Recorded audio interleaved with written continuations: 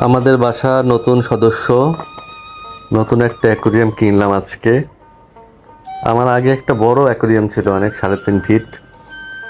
আরাদ হওয়ার পরে ওইটা মানে যত্ন নেওয়ার মতো আর সময় ছিল না, যে কারণে ওটা একজনকে গিফট করে দিয়েছিলাম।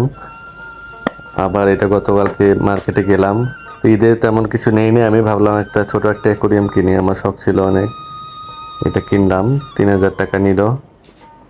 এটার সাথে রেডিমেড কিছু জিনিস ছিল, যে জন্য দামটা বেশি। মানে রিয়েল, মানে ট্রি, যেটা আন্ডার ওয়াটার যে ট্রিগুলো থাকে ওইগুলো। তারপরে অ্যাকু সয়েল, মানে অ্যাকুরিয়ামের জন্য যে মাটিটা, গোল গোল দানা মাটি, ওইটা আছে। তারপরে একটা ফাইটার ফিশ, তারপরে কিছু নিয়ন, মানে কিছু রেডিমেড জিনিস ছিল, যে কারণে দামটা একটু বেশি নিচ্ছে। 3,000 টাকা নিল।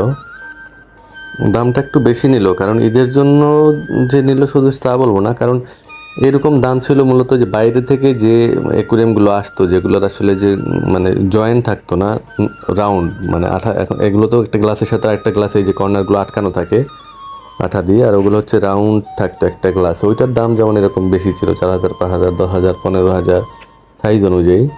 কিন্তু ওরা এখন এই যে বুঝে ফেলছে ওই জিনিসগুলোর মধ্যে এরকম রেডিমেড ছিল, এই মানে রেডি করে দেয়া থাকতো এনভায়রনমেন্টটা। তো ওরা এখন এটা নিজেরা তৈরি করেই এই বেশি দামে বিক্রি করছে। যাই হোক, এখন শখের তোলা 80 টাকা, একটা কথা আছে না, শখ হয়েছে যেহেতু কিনলাম।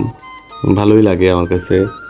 আগেও ছিল, যে বললাম যে একটা অ্যাকুরিয়াম ছিল, খুব কিন্তু যত্ন করাটা, বড় অ্যাকুরিয়াম খুব ঝামেলা, পানি পাল্টানো। এটা ছোট আছে, তাতেও মোটামুটি আধা ঘন্টা 1 ঘন্টার মামলা। তো ভালো একটা জায়গায় সেট করছি মোটামুটি আজকে।